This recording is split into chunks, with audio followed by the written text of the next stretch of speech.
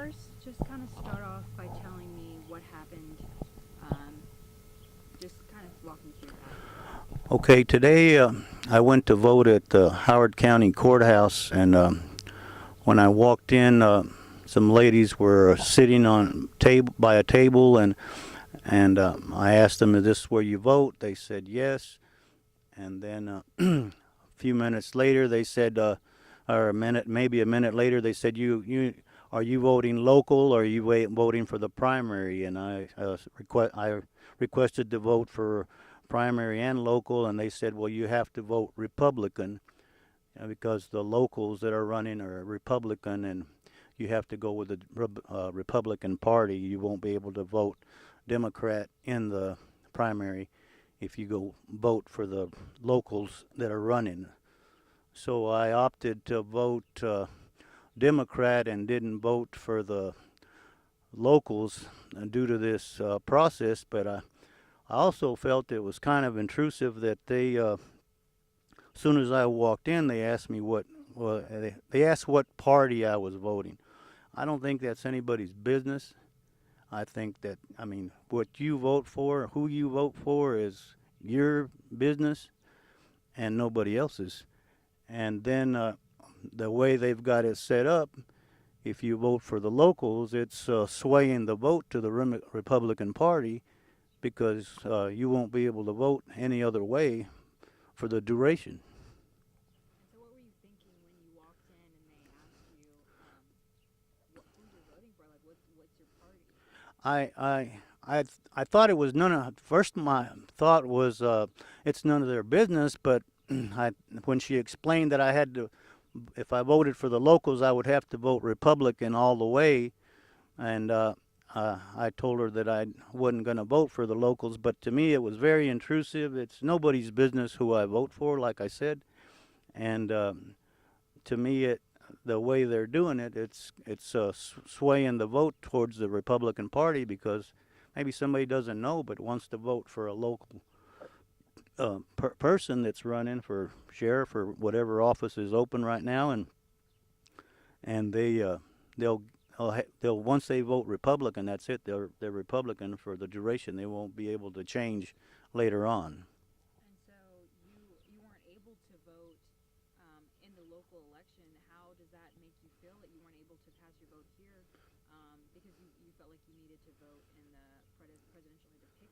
Well, I thought it was I thought the primary was more important, than the local vote. I figured the the local vote I figured was not as important, didn't have as much meaning as this Republican vote that's coming.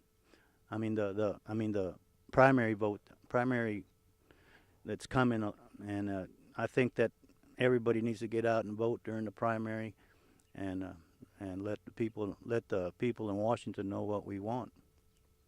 So when you went in to talk to the people that were sitting there, and asking you who you were voting for, did you feel like you were kind of judged by your decision when you said you were Yes, I did feel like I was judged. I felt like they're all in there wearing their uh, Sunday clothes, Sunday best, and I walked in, wearing some old work clothes, and uh, and then I just got the feeling that they didn't think much of Democratic voters, but I felt that, I mean, that's their business, and I mean, I have my reasons why I vote the way I vote, and uh, a lot of them have to do with the way that the Republicans have shut down so many veteran programs, veteran health assistance for the veterans.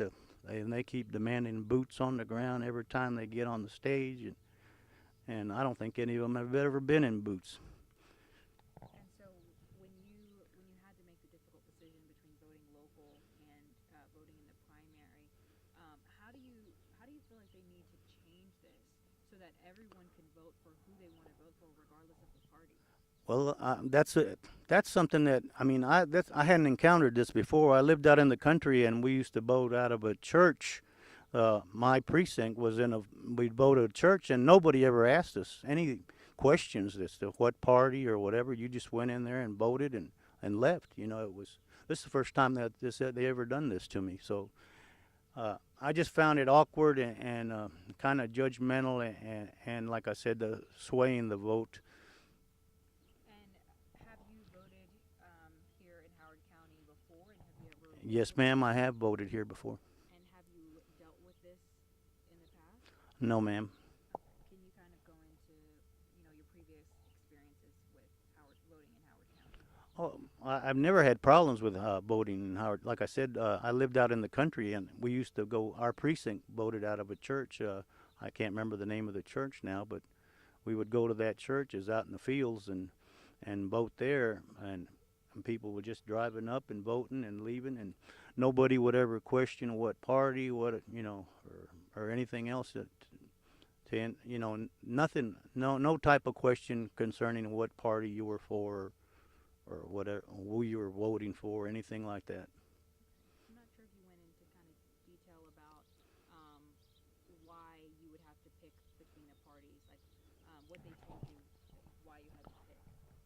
The reason that they said that you would have to uh, pick the Republican Party because if you voted local, because they were all Republicans running, and you couldn't vote for them on a Democratic ticket because they're all Republicans.